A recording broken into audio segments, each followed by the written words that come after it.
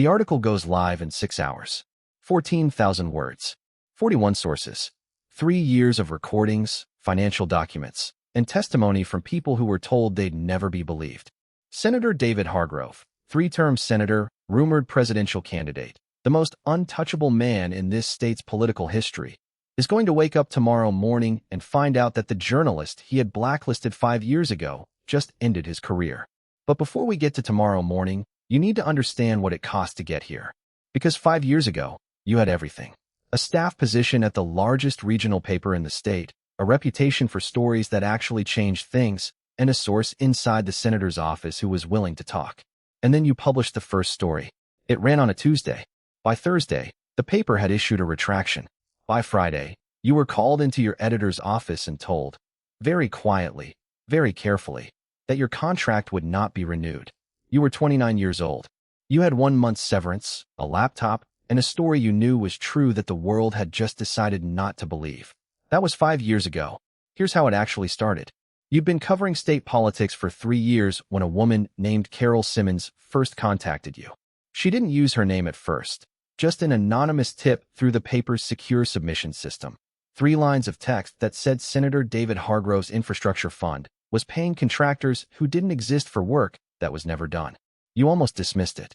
Anonymous tips about politicians skimming money are so common, they've become background noise in this job. Every reporter gets 10 of them a year. 9 of them are conspiracy theories. 1 of them is real but impossible to prove. But Carol included one thing that made you stop scrolling. A routing number. Specific, traceable, the kind of detail that a person making something up doesn't think to invent. You ran the routing number.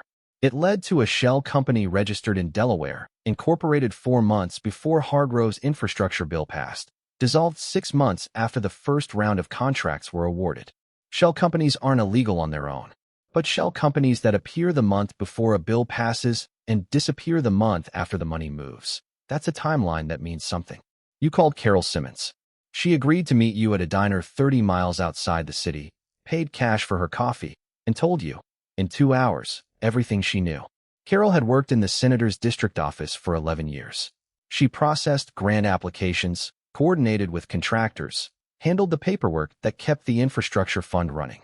And for 11 years, she had watched the same pattern repeat, quietly, invisibly, in ways she couldn't prove individually but couldn't ignore collectively.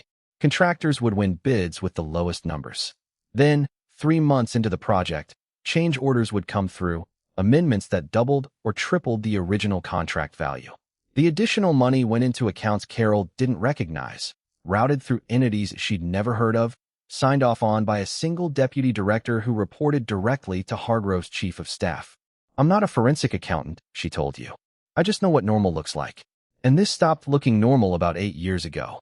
You spent the next 4 months verifying everything Carol told you. Not because you doubted her, you believed her from the first meeting.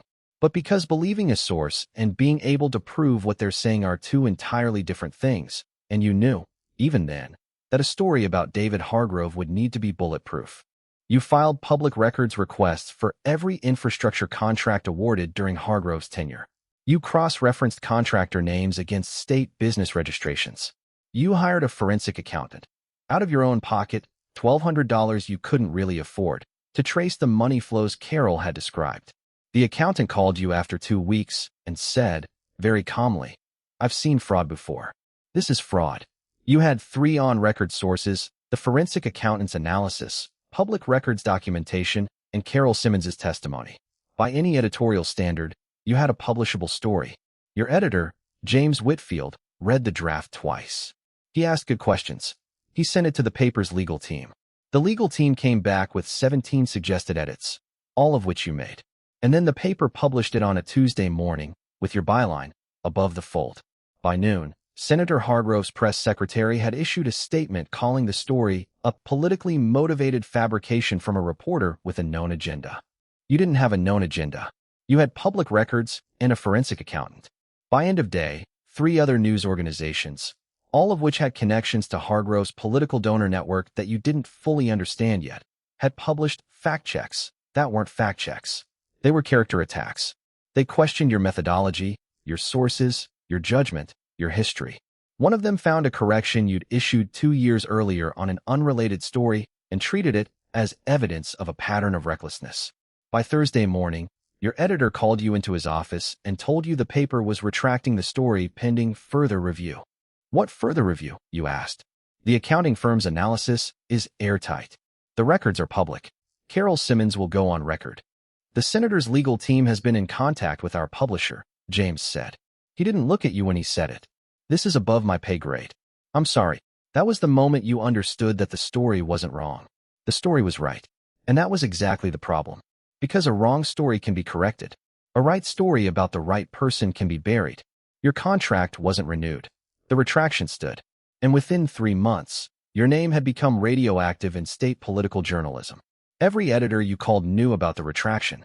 Every publication that considered hiring you got a quiet call from someone they trusted, advising against it. You never found out exactly who made those calls. You have a very good idea now. You spent the first year after the blacklist in a kind of suspended disbelief. You freelanced where you could, local features, lifestyle pieces, anything that would pay rent. You told yourself the story would resurface, that someone else would pick it up, that the truth had a way of coming out. It didn't come out. It went deeper. Hardrove won his third Senate term by 12 points. He announced an exploratory committee for a presidential run. His approval ratings climbed. The infrastructure fund he'd been skimming quietly expanded, which meant the fraud you documented was scaling up. More contractors, more shell companies, more money disappearing into accounts that weren't supposed to exist. And Carol Simmons disappeared from public record. Not literally. She was fine. She'd moved to another state, taken a private sector job, and stopped returning your calls. You understood. You didn't blame her. The second year, you stopped freelancing and started teaching. Adjunct journalism at a community college, 2 classes a semester, enough to eat. You told your students the same thing every semester. Verification is everything. A story you can't prove is a story you can't publish. In your third year, something changed. A new source contacted you. Not through the paper's submission system. You didn't have a paper anymore. Through a personal email you hadn't published anywhere, which meant this person knew who you were and had done the work to find you. The email was 4 sentences. You got closer than you know. The deputy director who signed the change orders kept copies of everything. He died 8 months ago. His daughter has the files. You stared at that email for a long time. Then you wrote back. Her name was Nina Reyes. Her father, Deputy Director Marcus Reyes, had spent the last years of his life building what he called his insurance policy, a complete record of every fraudulent transaction he'd processed, every shell company he'd routed money to, every instruction he'd received from Hardrove's chief of staff, a man named Philip Calder. Marcus Reyes had been a participant in the fraud, not a whistleblower. He'd taken his cut, processed the paperwork, and kept his head down for 8 years. But he'd also kept records, not out of conscience, initially, but out of self-preservation. If this ever went wrong, he wanted something to trade. He never got the chance to trade it. He died of a heart attack at 61, before he'd spoken to anyone. And his daughter, who'd found the files on a hard drive in his home office, had spent 8 months not knowing what to do with them. He wasn't a good man, Nina told you, the first time you met. I know what he did. But he kept these because he was scared, and I think part of him knew it was wrong and wanted it to be known eventually. I don't know. I'm not trying to make him a hero. I'm not either, you said. I just need to know if the files are real. They were real. Marcus Reyes's records gave you something your original story didn't have, the inside of the operation. Not just the money moving out, but the instructions coming in. Email chains between Philip Calder and Marcus Reyes, going back 6 years. Spreadsheets that matched, exactly, the shell company transactions you traced in your original investigation. And 3 recordings. Voice memos Marcus had made on his phone during in-person meetings with Calder, in which the instructions are explicit, specific, and absolutely unambiguous. You spent the next 18 months rebuilding the story from the ground up. You weren't working for anyone. You had no publication, no institutional backing, no legal protection. Just a laptop, Marcus Reyes's hard drive, and the contacts you'd spent a decade building, many of whom were taking a risk by talking to you at all. You found 4 new sources inside the contractor network, people who'd been paid to do real work, but who knew their companies had been used as cover for transactions that didn't go to them. You tracked down 2 former employees of the shell companies who hadn't realized, at the time, what they were actually working for. You hired the same forensic accountant. She gave you a discount this time, because she wanted to see this finished. And you found Philip Calder. Not to confront him. Not yet.